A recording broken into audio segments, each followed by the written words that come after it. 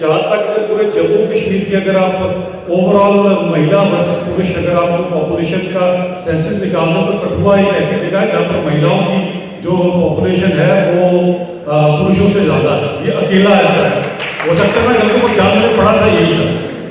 इसके अलावा हमारे पूर्व जिला अध्यक्ष गोपाल महाजन जी जिन्होंने बड़ी बखूबी से जिला को चलाया, और अगर कठुआ में जितना भी हमारा आज जो पार्टी का कद बढ़ा है इसमें गोपाल महाजन जी का बहुत बड़ा योगदान है। और जब भी इनको चाहे रात को 12 बजे 1 बजे पार्टी ने जब कभी कहा, इन्होंने कभी किसी काम को बना नहीं किया। और आज आप देख लीजिए आज नई निर्देशक के साथ भी ये खड़े हैं यहाँ पर, यही हमारी पार्टी की खूबसूरती है।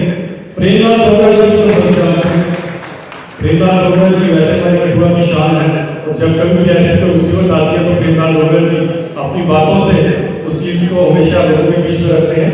हमारे नगर की मंडल अध्यक्ष सुमन बालाजी, आपको बहुत बहुत बधाई है। शशि पाल जी हमारे बीच में इंडस्ट्रियल रजिस्टर मित्तल साहब के बारे में मैंने सुना तो था, लेकिन आज मित्तल साहब आपके साथ हमारी यहाँ पर बैठना भी हो गया। तो मित्तल साहब पहले तो आपका भी धन्यवाद है, जिस हिसाब से आपने हमारे कठुआ में इंडस्ट्रियलाइजेशन करा के मेरे लोगों को जो मौका दिया है, इसके लिए हम पूरे कठुआ की तरफ से आपका पहले से धन्यवाद करते हैं।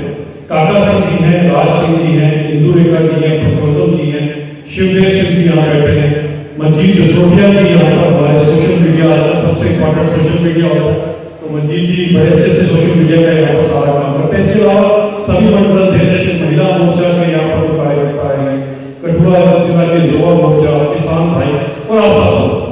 देखिए मुझे जो बातें बजट की टेक्निकल पॉइंट्स मैक्सिमम आपके सामने मिल रही है, मैं आपका थोड़ा सा जो इसका एस्पेक्ट है कि हमारे देश के लिए खासकर भारत के लिए इसका क्या असर है, और हम जब भी इसका कंपैरिजन करें ये जरूर करें, क्योंकि जब तक आप कंपैरिजन नहीं करेंगे आपको ये पता नहीं लगेगा कि जो 10 साल का सफर हिंदुस्तान ने तय किया है इसके अंदर क्या क्या मुश्किलें थी, क्या क्या कठिनाई थी, और अगर आज आप 5वें नंबर की अर्थव्यवस्था बने हैं तो कैसे बने।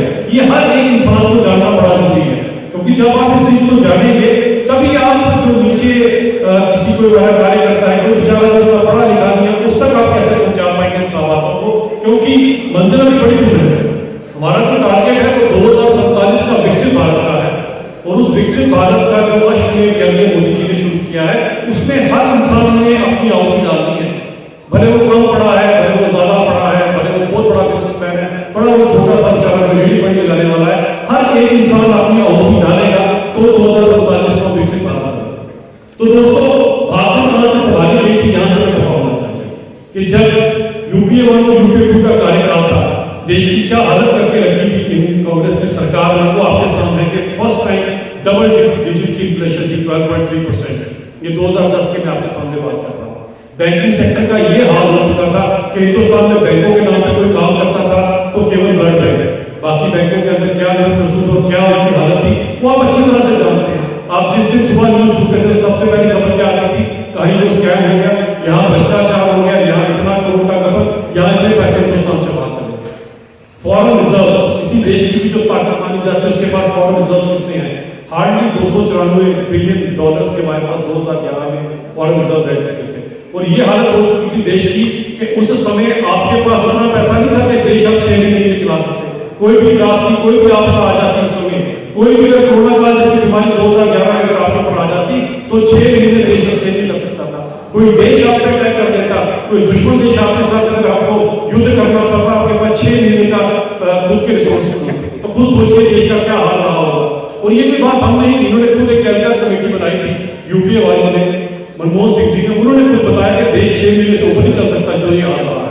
और बड़ी बात होती है कैपेक्स यानी कि आपकी इकोनॉमी का कितना प्रेशर जो है वो आप एक्सपेंडिचर खर्च रहे हैं कोई इंफ्रास्ट्रक्चर के लिए, रोड के लिए, इंडस्ट्रियलाइजेशन के लिए। जब अटल बिहारी वाजपेयी के डेट में वाजपेयी जी के पास तब 31% खर्चा जाता था कैपेक्स के बाद भी केवल 2014 में 16% वो कैपेक्स का खर्चा करते थे, और इकोनॉमी कितनी थी खींच के 1.5-2 लाख करोड़ की कांग्रेस का कहा जाता था। वो राजीव गांधी जी पहले बोलकर गए थे कि मैं 1 रुपया भेज रहा हूँ, नीचे चलता रह सकता। ये हालत देश की हो चुकी थी। आपको याद होगा पिछले दिनों जब बात बिल्कुल सस्ते है, हम किस तरह से इसको कोऑर्डिनेट करते हैं कि देश का सारा सोना तो बाहर कहीं रखती है, यूपी 1 और यूपी 2 में पोजीशन वालों ने किसी और डायरेक्शन जैसे देने की कोशिश की। अब आप सोचिए कि 2014 में आप 2 लाख करोड़ के करीब की इकोनॉमी है, और आज यानी कि 10 साल के बाद अब कितनी बड़ी इकोनॉमी बन चुकी है कि 11 लाख करोड़ 10 सालों के अंदर आपने नियर अबाउट 11-10 का सफर आपने तय किया। सोचने वाली बात है अपने आप के अंदर कि 2 लाख करोड़ की इकोनॉमी को जब आप 11 लाख करोड़ की इकोनॉमी लेकर आते हैं तो उसके लिए क्या चाहिए?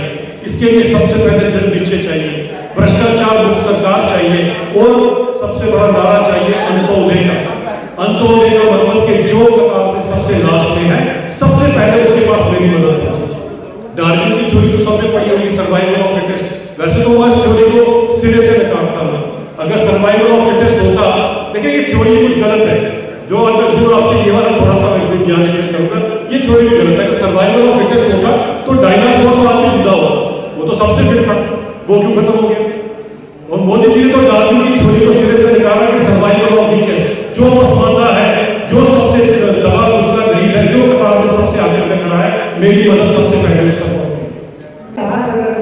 और आशा करती हूँ आज जो भी मेरे ऊपर से पास मिलेगा, मेरे जितने भी जो भाई बहन से जो भी बैठे हैं कि पूरा इधर से थोड़ा सा प्रभाव किया हुआ है।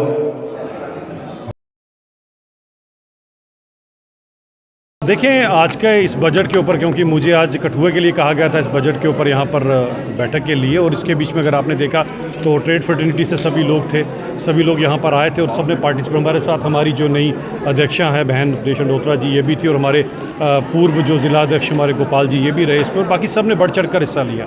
और ख़ासकर ये जो उम्मीदों का बजट इस बार आया है, जिसमें मिडिल क्लास का भी पूरा ध्यान रखा गया है और ज्ञान का उदय होने वाला, ज्ञान का मतलब गरीब, युवा, अन्नदाता और नारी की तरफ फोकस होता हुआ ये बजट भारत को नई ऊंचाइयों की तरफ लेकर जाएगा। और कहाँ पर 1-2 लाख की करोड़ की इकोनॉमी से अगर आज भारत 11 पॉइंट कुछ लाख करोड़ की इकोनॉमी बनी है 10 साल के अंदर, इसका श्रेय पूरे का पूरा नरेंद्र मोदी जी को जाता है, जिन्होंने इस देश को भ्रष्टाचार मुक्त किया। वरना यूपीए 1 यूपीए 2 के कार्यकाल में आपने देखा था जो लूट खसूट का दौर था, जिसके कारण मेरे देशवासी सब सफ़र कर रहे थे।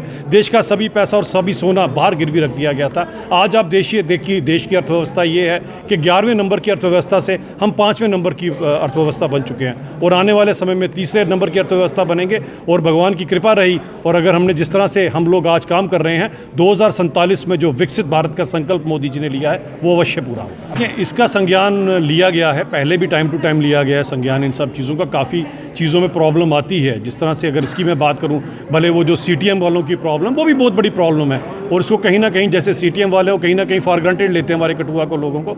उनको एक बार तुमने समझा दिया है, अगली बार नहीं समझेंगे तो हमें पता है क्या करना क्या नहीं करना।